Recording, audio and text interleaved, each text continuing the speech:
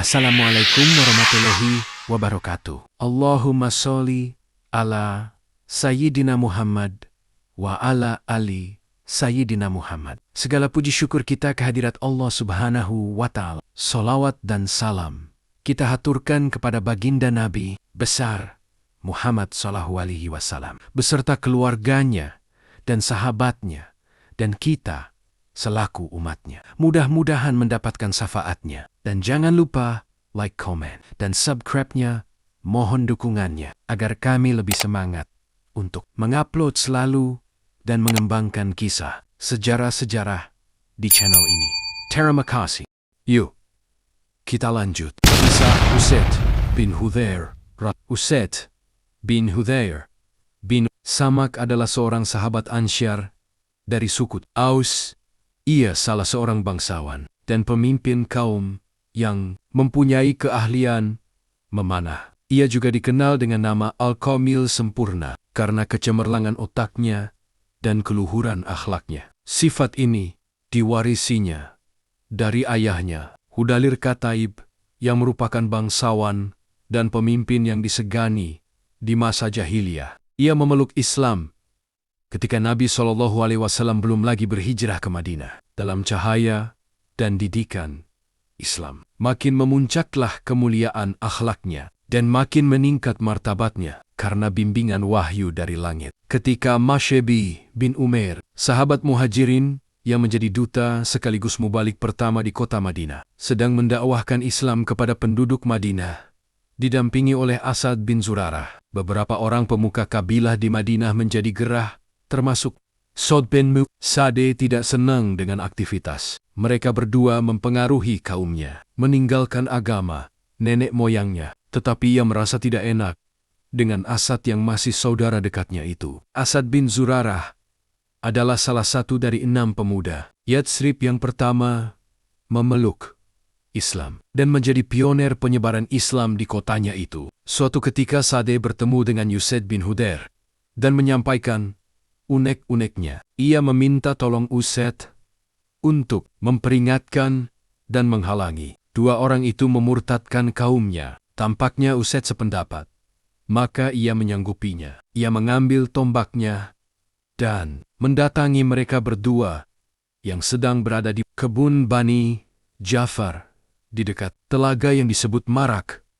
Ketika telah berada di depannya, Usaid berkata setengah mengancam, "Apa yang membawa kalian kemari? Kalian memperbodoh orang-orang yang lemah di antara kami. Jauhilah kami jika kalian masih ingin hidup lebih lama lagi." Mashebi memang dipilih Rasulullah SAW sendiri ketika diberangkatkan ke Madinah, tentunya dengan pertimbangan dan pengamatan yang sangat matang. Walau usianya masih cukup muda, dengan lembut Mashebi berkata diplomatis, "Maukah kamu duduk mendengarkan? Jika kamu senang akan sesuatu hal, engkau bisa menerima atau mengabaikannya. Dan jika kau tidak menyukai sesuatu hal, tolaklah hal itu. Dan aku akan meninggalkan kalian." "Baiklah, kesepakatan yang adil," kata Usaid. Ia menancapkan tombaknya ke tanah dan duduk bersama mereka. Mashebi pun mulai menceritakan tentang Islam dan membacakan beberapa ayat Al-Quran. Tampak sekali-sekali Usaid tertarik. Matanya bercahaya dan perkataannya menjadi lembut. Ia memang seorang yang cerdas dan sebelumnya mendapat pendidikan akhlak yang sangat baik, sehingga dengan mudah ia menerima kebenaran yang disampaikan Mashebi. Ia berkata, "Alangkah indah dan baiknya ajaran ini. Apakah yang harus aku lakukan jika aku ingin memasuki agama ini?" Mashebi bin Umair, "Hendaknya engkau mandi dan bersuci. Bersihkanlah kedua pakaianmu. Kemudian bersyahadatlah dengan syahadat yang sebenarnya. Lalu berdirilah melakukan syalat 2 rakaat." Usaid beranjak pergi melakukan perintah tersebut dengan dibimbing Mashebi bin Umair dan Asad bin Zurarah, sehingga jadilah ia seorang Muslim. Kehendak Allah ketika melimpahkan hidayah memang tidak bisa diperkirakan. Niat Usaid semula adalah untuk menghentikan aktivitas Mashebi dan Asad dalam mendakwahkan Islam di Madinah, sehingga mungkin sepantasnya jika dia ditimpa musibah atas niat buruknya tersebut. Tetapi yang terjadi adalah kebalikannya. Justru Allah menjadikan niatnya tersebut sebagai jalan terbukanya hidayah dan jalan kebaikan bagi dirinya. Setelah merasakan sejuknya menjadi seorang Muslim, Usaid berkeinginan menarik Sa'd bin Mu'adz kepada Islam. Bagaimanapun juga, Sa'd memiliki andil atas hidayah yang diterimanya ini. Ia sangat mengenal kepribadian Sa'd. Kalau saja ada kesempatan ia mendengar tentang Islam, pastilah ia akan memeluknya tanpa ragu-ragu lagi. Tetapi sikap penolakan dan permusuhan yang telah tertanam di hati membuatnya tidak mudah menyuruh atau merayu Sa'd menemui Masyaibi dan Asad untuk bisa mendengarkan penjelasan tentang Islam. Setelah beberapa saat berfikir, ia memperoleh jalan keluarnya. Ia akan bersiasat, yang dengan siasatnya itu, pastilah Sa'd akan menemui Asad. Ia berkata kepada Masyaibi dan Asad, "Sesungguhnya di belakangku ada seorang lelaki, yaitu Sa'd bin Mu'adz. Jika ia mengikuti kalian berdua, maka kaumnya tidak akan ada yang ketinggalan memeluk Islam. Aku akan bersiasat agar ia mau menemui kalian." Usaid berlalu pergi menemui Sa'd yang berada di antara kaumnya. Melihat kehadiran Usaid, Sa'd berkata, "Sungguh, Usaid datang dengan air muka yang sangat berlainan dengan saat dia meninggalkan kita." Setelah tiba, Usaid langsung berkata, "Wahai Sa'd, aku telah berbicara pada mereka berdua, dan aku tidak melihat ancaman apapun dari mereka, dan telah kusampaikan apa yang kau inginkan. Tetapi mereka berkata, 'Lakukan saja apa yang kamu suka.' Tetapi aku mendengar berita selentingan, kalau Bani Haritsah bermaksud membunuh Asad, karena tahu dia adalah anak bibimu. Saat ini mereka sedang menuju tempatnya. Sepertinya mereka meremehkan dirimu." Mendengar kabar ini, Sa'd menjadi marah dan sekaligus khawatir atas keselamatan Asad, terlepas bahwa ia tidak suka aktivitasnya. Tetapi ikatan kekeluargaan di antara mereka begitu kuat. Ia mengambil tombaknya dan beranjak menemui Masyaibi dan Asad. Melihat siasatnya berhasil, Usaid menjadi gembira. Ia yakin Sa'd akan berubah pikiran setelah mendengar penjelasan Masyaibi tentang Islam seperti dirinya. Dan dugaannya memang benar. Sa'd memeluk Islam di saat itu juga. Dan ketika ia mendakwahi kaumnya, sebelum petang di hari itu, seluruh Bani Abdul Ashhal telah mengikuti Sa'd memeluk Islam. Peristiwa tersebut terjadi setelah Bai'atul Aqobah pertama. Ketika datang musim haji berikutnya, dibentuklah rombongan untuk menghadap Nabi SAW di Makkah. Usaid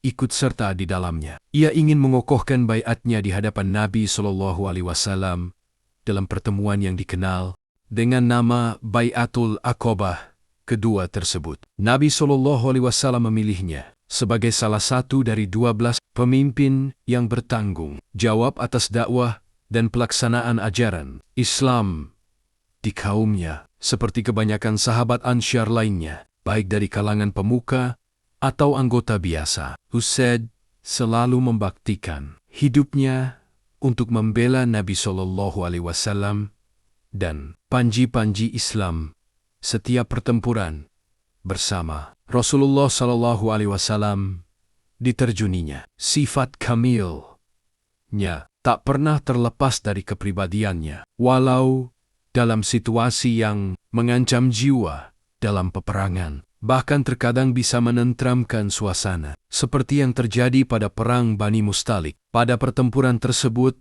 kaum munafik yang dipimpin Abdullah bin Ubay ikut serta, dan dalam perjalanan pulang, ia mengatakan sesuatu perkataan yang menyakiti Nabi bin Arkam. Mendengar perkataannya tersebut, melaporkannya kepada Nabi SAW lewat pamannya. Nabi SAW yang sebenarnya sedang beristirahat segera memberangkatkan pasukannya untuk terus kembali ke Madinah. Melihat keputusan Nabi SAW ini, Usaid menemui beliau dan berkata, "Wahai Rasulullah, tidak biasanya engkau berangkat pada saat seperti ini." Nabi SAW bersabda, "Apa engkau belum mendengar apa yang dikatakan rekanmu, yakni Abdullah bin Ubay?" "Apa yang dikatakannya ya Rasulullah?" "Ia mengatakan, jika kita kembali ke Madinah, penduduknya yang mulia, yakni penduduk Madinah, benar-benar akan mengusir penduduknya yang hina. Maksudnya Nabi SAW dan kaum muhajirin, jiwa pembelaannya atas Nabi SAW dan Islam muncul, tetapi tanpa makin memanaskan suasana. Usaid berkata, "Wahai Rasulullah, engkau bisa mengusirnya dari Madinah menurut kehendak engkau. Demi Allah, memang dia adalah orang yang hina, dan engkau adalah orang yang mulia." Dengan perkataannya ini, seolah Usaid ingin menegaskan bahwa ia dan kaumnya dari suku Aus berdiri di belakang Nabi. Kemudian ia berkata lagi, "Tetapi, wahai Rasulullah, bersikaplah yang lembut terhadap dirinya. Demi Allah, Allah telah mendatangkan engkau kepada kami, padahal penduduk Madinah telah menyiapkan mahkota untuk disematkan di kepalanya. Karena itu ia merasa engkau telah merampas kerajaan dari tangannya." Nabi SAW memahami apa yang disampaikan oleh Usaid. Beliau menggerakkan pasukan untuk terus berjalan ke Madinah. Bahkan ketika malam tiba beliau tidak menghentikannya. Sehingga ketika tiba waktu istirahat, para anggota pasukan tersebut langsung tertidur. Tidak ada kesempatan membicarakan perkataan Abdullah bin Ubay. Salah satu keistimewaan Usaid bin Hudair adalah suaranya ketika melantunkan Al-Quran. Para sahabat sangat senang mendengarkannya. Menurut mereka, mendengar alunan suaranya membaca Al-Quran tersebut lebih disenanginya daripada memperoleh ganimah harta rampasan perang. Suaranya lembut dan khusyuk, mempesona, dan dapat menenteramkan jiwa. Suatu malam Usaid bin Hudair membaca surah Al-Baqarah. Tiba-tiba kudanya yang diikat tak jauh darinya bergejolak. Ketika ia berhenti membaca, kuda itu menjadi tenang. Ia mencoba membacanya lagi, dan kuda itu kembali bergejolak. Dan ketika ia berhenti membaca, kuda itu menjadi tenang. Beberapa kali mengulang membaca. Peristiwa itu berulang terjadi, sampai ia menyadari bahwa gejolak kudanya itu bisa membahayakan Yahya, anaknya yang tidur tidak jauh darinya. Ia menarik anaknya menjauh, dan kepalanya tengadah ke langit. Ia melihat ada sekelompok awan yang di dalamnya ada seperti lampu-lampu yang bercahaya bergerak menjauh ke atas sampai hilang dari pandangan. Pagi harinya, ia menceritakan peristiwa yang dialaminya kepada Nabi dan beliau bersabda, "Bacalah hai Ibnu Hudair, bacalah hai Ibnu Hudair." Usaid bin Hudair menjelaskan bahwa ia mengkhawatirkan keselamatan anaknya karena gejolak kuda yang tidak terkendali. Ketika ia membaca surah Al-Baqarah sambil tersenyum, Nabi SAW bersabda, "Tahukah kamu, yang tampak seperti awan tersebut adalah malaikat yang mendekat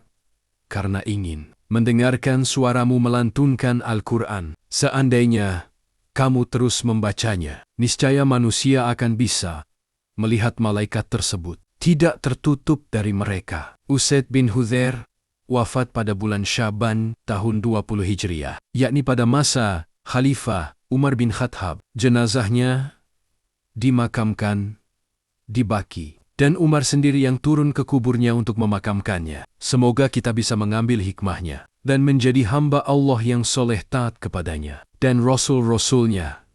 Sekian dari kami, semoga bermanfaat. Wallahu a'lam bishawab. Wassalam.